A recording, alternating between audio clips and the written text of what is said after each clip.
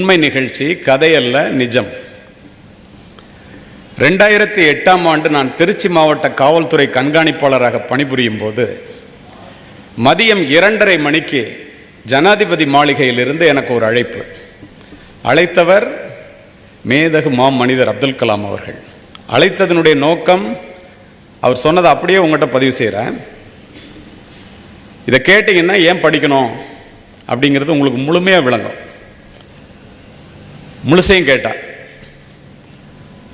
உங்கள் திருச்சி மாவட்டத்தில் துறையூர்னு ஒரு ஊர் இருக்கான்னு கேட்டார்.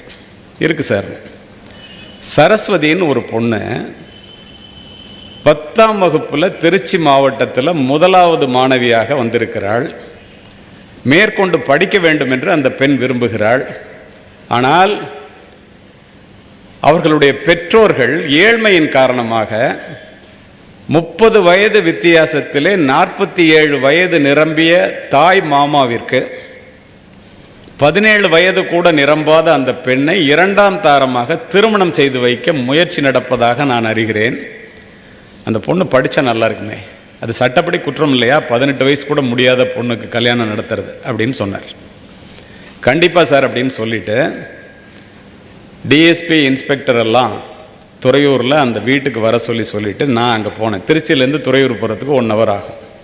நான் போகிறதுக்குள்ளேயே அந்த பெண் துணை ஆணையர், உதவி ஆணையர் எல்லாருமே பேசி இது சட்டப்படி தப்புன்னொன்னா அந்த அம்மா அப்பா உடனே ஒத்துக்கிட்டாங்க. அடுத்த நாள் நடக்க வேண்டிய திருமணம் ஏழ்மையின் காரணமாக தான் சார், வேறு ஒன்றும் இல்லை, அவளுக்கே அது பிடிக்கலங்க, பாருங்கள் அழுது முகம்லாம் வீங்கியிருக்கு அப்படின்னு அவங்க நிறுத்திட்டாங்க. நான் அந்த இடத்திற்கு சென்ற பிறகு நான் அவங்ககிட்ட கேட்டேன், அந்த பொண்ணுக்கிட்ட, நீ என்னம்மா படிக்கணும்னு நினைக்கிற? கம்ப்யூட்டர் இன்ஜினியரிங் படிக்கணும்னு சொல்லி திருச்சியில் ஒரு பெண்கள் கல்லூரியை என்னிடம் கூறியது. அங்கேருந்தே அந்த பிரின்ஸிபலுக்கு பேசினேன். நான் அப்ளிகேஷன் போடலாமா, ஆனால் மாவட்டத்தில் 1வதாக வந்திருக்கு, அந்த பொண்ணுக்கு கம்ப்யூட்டர் இன்ஜினியரிங் சீட்டு ஒன்று வேணும் அப்படின்னு நான் சொன்னேன். பெண் முதல்வர் எனக்கு நல்லா தெரியும். ஐயா நீங்களே பேசுகிறீங்க, இன்றைக்கு தான் லாஸ்ட் டேட் அட்மிஷன், நீங்கள் நேராக வந்துடுங்க, நான் அட்மிஷன் கொடுக்க சொல்லிடுறேன், உங்களால் வர முடியலன்னாக்கா உங்கள் பேரை சொல்லுங்கள் அப்படின்னு சொன்னாங்க. மாலைக்குள்ளே நான் அந்த பொண்ணு வருமா அட்மிஷன் கொடுத்துருங்கன்னு சொல்லிவிட்டு அந்த பொண்ணுக்கிட்ட கேட்டேன்,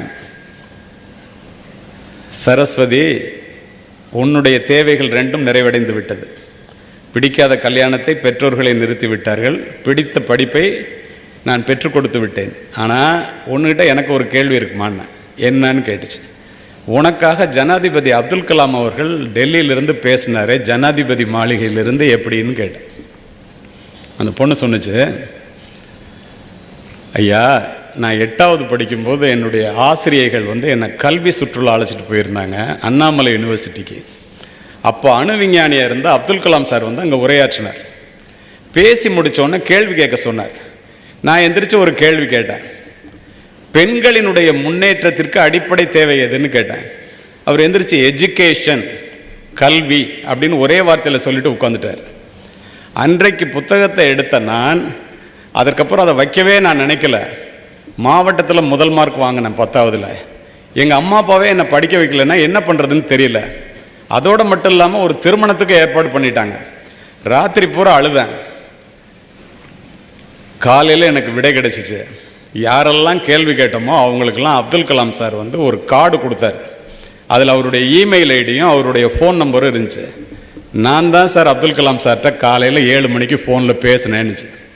நாங்கள்லாம் வியந்து போயிட்டோம். அதோடு நின்றிருந்தால் கூட உங்களிடம் நான் இதனை பதிவு செய்ய மாட்டேன். தமிழர் ஒருவர் ஜனாதிபதி மாளிகையில் இருந்த காரணத்தினால் கல்வியின் அவசியத்தை உணர்ந்த ஒரு பெண் ஜனாதிபதியை தொடர்பு கொள்ள முடிகிறது, அதற்கு விடை கிடைக்கிறது. மாணவர்களே, மாணவிகளே, 8 ஆண்டுகள் கழித்து நான் உலகம் முழுவதும் சென்று உரையாற்றுவோம். அமெரிக்காவிலே டல்லஸில் நடந்த வட அமெரிக்க தமிழ்ச்சங்க பேரவையிலே நான் உரையாற்றி விட்டு கீழே அமர்கிறேன். ஒரு பெண் மேடைக்கு சென்று ஒரு 2 நிமிஷம் பேசணும் அப்படின்னு கலிஃபோர்னியாவிலேருந்து வந்திருக்கேன், நானே டிரைவ் பண்ணிட்டு வந்திருக்கேன், கண்டிப்பாக எனக்கு பர்மிஷன் வேணும்னு கேட்குது. பர்மிஷன் கொடுத்தாங்க. அந்த பொண்ணு மேடைக்கு போய், நான் மைக்ரோசாஃப்ட் கம்பெனியில் வேலை பார்க்குறேன், என்னுடைய 1 மாத சம்பளம் 3.5 லட்சம் ரூபாய், என்னுடைய கணவர் இவர் தான் மேலே கூப்பிட்டு இவர் என்னை விட சம்பளம் குறைச்சி வாங்குறாரு, எங்கள் அம்மா அப்பா இவங்க தான் சொல்லி கிராமப்புறத்தை சேர்ந்த 2 அம்மா அப்பா மேலே வர்றாங்க. இதெல்லாம் எதுக்குமா சொல்கிறேன்னு நிகழ்ச்சி ஏற்பாட்டாளர்கள் சொல்கிறாங்க. எல்லாருமே ஆச்சரியமாக பார்த்துட்டு இருக்கோம், நான் உட்பட.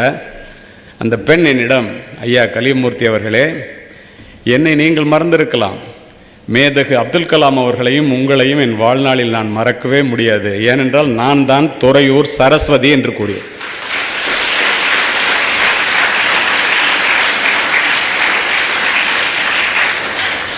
அடுப்படியிலே அடைந்து கிடந்து தன்னுடைய வாழ்க்கையை முடித்து கொள்ள வேண்டிய ஒரு பெண்ணை அமெரிக்காவிலே கலிஃபோர்னியாவிலே கொண்டு போய் நிறுத்தியது கல்வி. நீ எத்துணை பெரிய கோடீஸ்வரனுக்கு மகனாக பிறந்தாலும் பெற்றோர்களிடமிருந்து சொத்தை பெறுவதைப் போல யாராலும் கல்வியை பெற்றோர்களிடமிருந்து கல்வியின் மூலம் பெறுகின்ற அறிவை பெறவே முடியாது.